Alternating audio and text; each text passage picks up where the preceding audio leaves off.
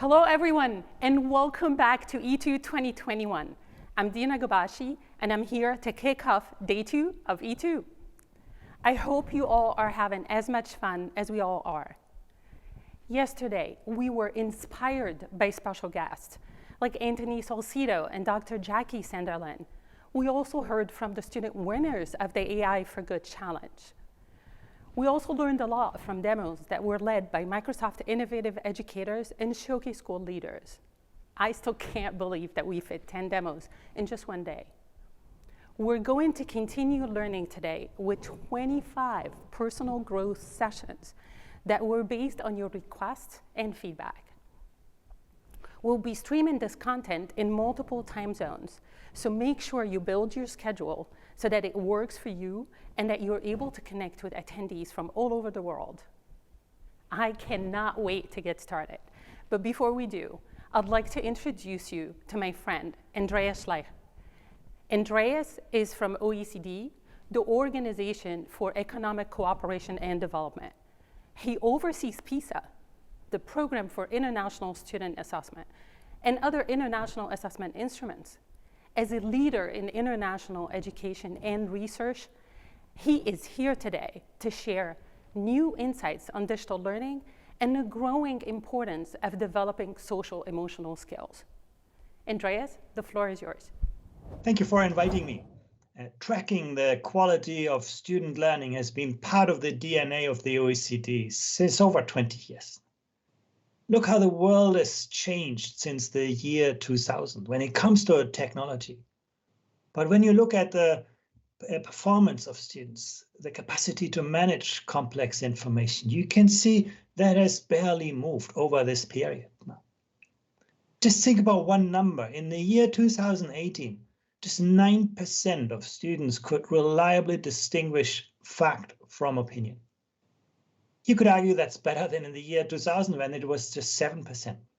But we live in a totally different world. In the year 2000, reading was about extracting knowledge from prefabricated text. You read linear text, books.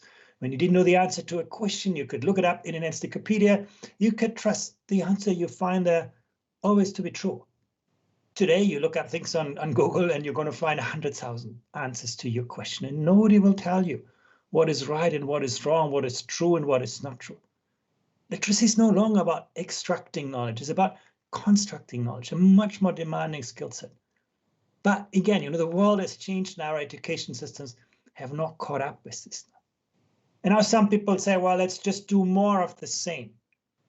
But this slide shows you already today there is huge variability in the quantity of time that students spend learning in school, that you see here in blue, and then out of school in yellow. Now, the United Arab Emirates comes out number 1, close to 60 hours that students spend learning per week. But you contrast that with Finland on the left side, just 37 hours, a little bit more than half of that. Huge variation in the quantity of learning. But when you look at productivity, you can see suddenly, in a country like Finland, students learn a lot in very little time, whereas in the United Arab Emirates, they spend a lot of time and learn very little. Success in education is not about the quantity of learning, nor even just about money. It has a lot to do with other attributes. Let me just give you one example. Actually, you can look, for example, the growth mindset of students now. You can see a country like Estonia, where students believe that, the effort they place on learning, the idea that, they master their own learning, they are the engineers of their own success. And you can see they have that growth mindset, and they also come out so well on the PISA assessment. You contrast it with a country like Indonesia, where students believe, success is largely about, the intelligence with which I was born. There's nothing I can really do about it. And you can see actually the education system very much struggles with basic outcomes. Suddenly you see questions around mindset become very strong predictors of the success of an education system, of the success of students. It's not just about, mathematics and reading. It's also about other things. We can see that where students have a stronger growth mindset, they were more motivated to master difficult tasks. They had a greater sense of self-efficacy. They were less afraid of failure. And think about it. In the time in which we live, we want the next generation to be curious, to invent, to imagine. If you want to do that, you need to take risks. You need to experiment. If you take risks, you're likely to make mistakes. If our education systems are not good in helping students learn from and with mistakes, young people probably will not become so creative. You can see that growth mindset is a strong predictor. Students with that mindset were also more likely to establish ambitious learning goals or to see greater value in school. So that led us to look at, social emotional learning in much greater depths. Let me show you some more examples from our PISA assessment. Cognitive ability. In most countries, students say, I can change my behavior to meet the needs of new situations. I can deal with unusual situations. When encountering difficult situations with other people, I think of a way to resolve the situation. Fewer students, less than 50%, said they could adapt easily to a new culture on average across the industrialized world. But what's so interesting, that varies hugely across countries as well. And I highlight two countries that you would always associate it, with great success in mathematics and science. Macau in China or Vietnam, very strong performing education systems. But when it comes to that, students' cognitive ability, those education systems have a long way to go. On the other hand, you can see, countries like Mexico and Turkey that are still, emerging education systems, but students have learned to deal with ambiguity, with uncertainty. So it's worth having those aspects in mind.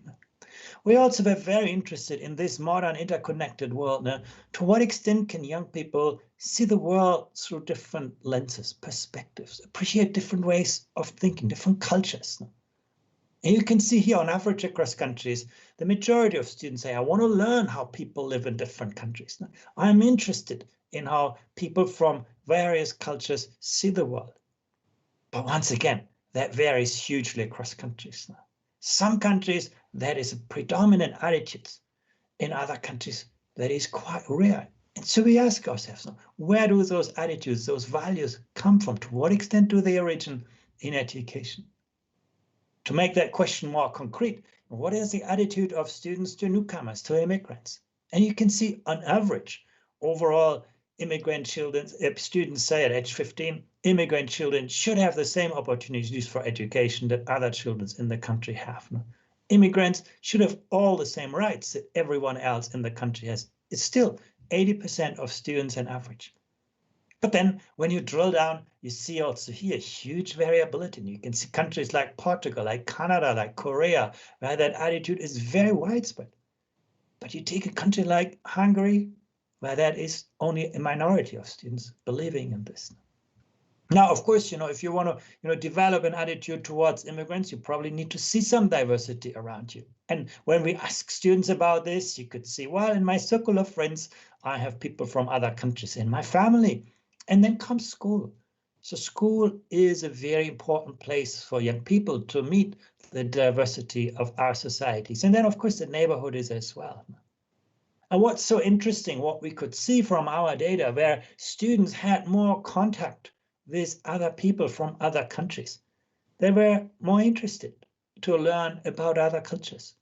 So that interest didn't just come, from what teachers did, it comes from, experience. It's a very important message. Social emotional learning is not just about, what you are taught, but also about what is caught. We could also see where students had more contact with people from other countries. They had generally more positive attitudes towards immigrants. And when we try to connect all of this, we could see basically where students were more capable to take different perspectives, to appreciate different ways of thinking. They generally also had more respect for people from other cultures. They had a more positive attitude towards immigrants. They also showed a greater sense of cognitive adaptability, being open to the novelty, to new paradigms. They were more interested in learning about other cultures. So we could suddenly see those aspects are connected. And that led us at the OECD to take a much more systematic look at social and emotional skills, and also to give greater importance to the life cycle development. Some of those skills are developed early on at the age of 5, we're starting to do our first assessment. Then at the age of 10 and 15, sort of critical phases of schooling, we're looking at this again. And then, of course, in adulthood, we all know, the way we relate to other people at the workplace has a huge impact on, how productive we are in our work collectively. So looking at this systematically. You might say, well, why starting at age 5? But actually, some of our research shows that some skills like, emotional control, like empathy, are developed very early on. Later in life, they become, character qualities, personality traits. It's very hard for us to change them. But in the early years, we have a unique opportunity to shape those kinds of dispositions that people have. So that's why starting early with this is so important, and tracking social emotional learning since the early ages is crucial. And of course, there are many things that you can look at. And we pick, 5 major constructs that are quite commonly used in the, psychological literature: task performance, the emotional regulation, the collaboration, social skills, open-mindedness. You saw already some data on cognitive adaptability, and also engaging with others. So those are the major kind of dimensions that we looked at through many kind of aspects in the survey. And of course, we want to see how we can change and improve those kinds of dimensions. And that's why we collected lots of data from the context in which students learn. Now, we looked at the children themselves, we looked at the parents, we looked at teachers, we looked at school principals, to get, a good sense for the social fabric in which students learn and teachers teach. And for the age groups 10 and 15-year-olds, we at the very beginning, we just piloted this in a few countries, actually a few education systems, often they were cities. And you can see them here on the map. It was important for us to cover the world, to have many different cultures represented here, also to see to what extent those metrics actually are valid and meaningful across cultural boundaries. So that's basically the big spread that you can see here. So let me share you some results. They're still preliminary. We're going to publish them only in a few months' time and everything is done. But some results are already emerging and they're really interesting. When I look at gender, for example, in our PISA assessment of mathematics and science, we don't see big gender differences generally. Now, most education systems do quite well equipping boys and girls, at 15 with a good foundation in mathematics and science. But when it comes to social emotional skills, you can see some important differences. For example, when it comes to engaging with other people or emotional regulation, boys tended to report those aspects more frequently than girls did. At the same time, you can see girls, more prominent on other aspects. Now, when it comes to tolerance, when it comes to empathy, when it comes to social skills, cooperation, sense of responsibility, motivation, and curiosity is still a kind of small advantage. So suddenly you see we have achieved, gender parity on many cognitive aspects of learning. We pride ourselves that, boys and girls get good foundational skills. When you look at some of the social emotional skills, the big gender difference is left, often because we don't regularly see them. Now you don't get school marks on those kinds of dimensions. But once we make those skills visible, we can actually get a very interesting picture on this. We saw that in all of the participating cities, boys were indicating higher stress resistance, greater optimism, greater sense of emotional control. And once again, in a volatile, uncertain, ambiguous world, those dimensions are actually very, very important, not just as predictors for academic outcomes, but also in their own right. And you can see actually that worked pretty well across the cities that we surveyed. So it's a quite uniform picture. You look at other aspects, you could see in almost all of the participating cities, girls were indicating higher responsibility, greater sense of empathy, greater sense of cooperation. Few exceptions, Daegu in Korea, in Suzhou, in China, the picture was not so clear, but in most other countries, you could see actually those were dimensions where girls were indicating this. So basically, it shows us that it's worth to look at those kinds of social emotional skills. They should not get lost because they tell us things that we do not get from usual school reports, from reports on mathematics and science performance, from our usual PISA assessments. And let me go one step further, look beyond, outcomes towards a sense of student well-being. We measured that as well through a common index that is used by the WHO, the World Health Organization. And so that's our metric here of student well-being. And then we looked at, to what extent do the social emotional skills that we measure through students' self-report relate to their well-being. And we could see actually for some dimensions, you could see a clear relationship. The darker on this chart, the shading, the stronger relationships. You can see optimism. Where students had a sense of optimism, they generally also had a greater sense of well-being. We could also see stress resistance, working in the same kind of way in most of the regions. And then also energy, where students felt a sense of energy, and also felt a greater sense of well-being. So suddenly you can see social emotional skills and student well-being are closely intertwined. Let me show you some more data on this in detail now. And that's actually one of the concerns that we have. What we saw here is that well-being often declines from early childhood education to adolescence, now, particularly though for girls. Here you can see basically the picture at age 10. You can see most students say my daily life is filled with things that interest me. I woke up feeling fresh and rested. I felt active and vigorous. I felt calm and relaxed. I felt cheerful and in good spirit. And you can see a little bit more for boys, a little bit less for girls, but for both 10-year-olds, actually the numbers are very, very high. But then when you look at this again at the age of 15, you can see the bars get a lot shorter and the gender gap gets a lot bigger now. Look at this, I woke up feeling fresh and rested, over 30% of girls, but less than 20% boys, but less than 20% of girls. Now, we should ask ourselves, why does that sense of energy, that sense of well-being actually decline as students grow older? Shouldn't our environments, whether at home or in school, support the well-being of students and the development? Maybe there's a little bit, also maybe students become more aware of themselves, have more difficulties, become more aware of difficulties. There may be many factors contributing to this, but it seems we should be paying closer attention to this. And that's exactly what this assessment tries to do. We saw also that, predictors of good health, as reported by students, were stress resistant, optimism, and energy. And again, you could see that working in all of the cities for which we had comparative data. The length of the bar varies a bit, but the direction is always the same. So those kinds of social emotional capabilities seem to be positively related to good health. In all cities, students also who reported a greater feeling of a belonging, a sense of belonging in school, were also indicating higher stress resistance, optimism, and sociability.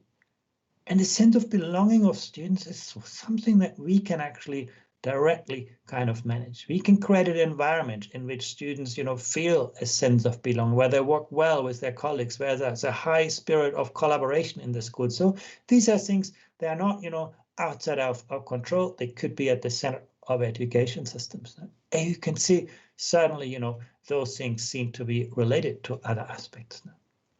In almost all of the cities, you could see also students who were reported to be bullied indicated lower stress resistance, lower sense of optimism, lower sense of trust. We do not know what the kind of causal nature of that relationship. This could be, that students who are bullied will lose their optimism, will lose their trust, will lose their resistance. It could be that where students have lower stress resistance, they are more likely to be the victim of bullying. But it shows us that combating violence at school, creating an environment where students feel safe, where students can sort of express themselves and so on, seems to be a quite important objective in itself. As you can see, this is just the beginning. We're just scratching the surface of a very interesting and very inspiring new data set. There's so much more that we will be talking about. But the main message really is that we need to take a wider look at learning outcomes. Our education systems have been very good at educating second-class robots, people who are good at repeating what we tell them. In this, time of artificial intelligence, we need to think much harder, what makes us humans? How do we complement, not substitute, the artificial intelligence that we have created in our computers? And that means we need to look beyond, reading mathematics and science towards a wider range of human capabilities when we assess the learning outcomes. Now, one thing is clear, the kind of things that are easy to teach, maybe easy to test, are also the kind of things that are now easy to digitize, to automate. The world no longer rewards you just for what you know. Now, Google knows everything. The world rewards you for what you can do with what you know, how you interact with others. Those are things that are very important. And there's some interesting data to support that. We can see, for example, also in the literature that, better social and emotional skills are associated with higher educational attainment. You could see some data on that. We see some important relationships with physical and mental health, with interpersonal trust and tolerance, with later prospects of employment, entrepreneurship, even income. Those aspects are actually at the individual level very, very important. And we all have an intuitive sense for this. None of this will surprise you, but actually now we can actually study those things in a more scientific way. Interestingly, it's not just about individual kind of benefits. We see higher levels of civic engagement, and particularly in these times, we know how important it is a vibrant, cohesive society. Once again, something that we can shape through social emotional skills. We see a positive relationship with law-abiding behavior. People who have that confidence, who have those kinds of social emotional capabilities, are much more willing to build that kind of bridging social capital, to trust in the institutions around them. And then last but not least, you could see some data on the sense of happiness of people, their well-being, their life satisfaction, also important outcomes. Now, that's why that matter for individuals and societies, but even employers see great benefits out of this. Now, adaptability in a fast-changing labor market, where today is going to be different than tomorrow. We need people who are not just capable, but also willing to learn consistently, but also to unlearn and to relearn when the context changes, who are resilient. And that means basically, trying again when I fail, finding a new avenue towards this, not giving up, who are resourcefulness, who are able to sort of deploy their cognitive, social, and emotional resources in a specific context, and obviously who are better at working together with other people. So there are many reasons why we should be paying more attention to this, but that means we also need to become better at measuring those aspects, because we will not change, we will not improve what we cannot see, what we cannot measure. And that's really what this work of the OECD is all about. Thank you very much.